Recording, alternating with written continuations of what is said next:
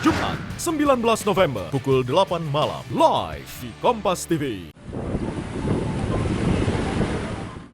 Sepekan sudah ratusan nelayan di pesisir kota Parepare tak melaut. Mereka hanya menambatkan perahu menanti cuaca kembali membaik sebelum kembali berlayar. Cuaca buruk membuat para nelayan ini tak pergi menangkap ikan. Dengan cuaca seperti ini, ketinggian ombak bisa mencapai 3 meter dan membahayakan keselamatan jiwa. Para nelayan pun hanya dapat memperbaiki alat tangkapan mereka sembari menunggu cuaca membaik.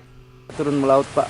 Ini angin kencang, terus ombak sangat besar begitu. Besar ya? Ya. Kira-kira Pak, ada berapa meter tingginya Pak ombak besar kalau di laut, Pak ini? Kalau di laut itu sekitar 3 meter sampai 4 meter. Oh, itu yang menyebabkan teman-teman nelayan tidak bisa melaut di? Iya. Pak, itu sudah berapa hari Pak ini cuaca buruk?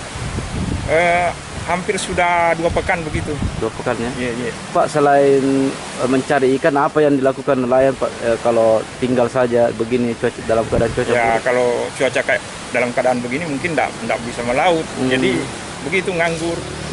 Iya. Cuaca buruk ini memang tengah melanda sebagian wilayah Sulawesi Selatan. Fenomena La Nina membuat cuaca semakin tak menentu.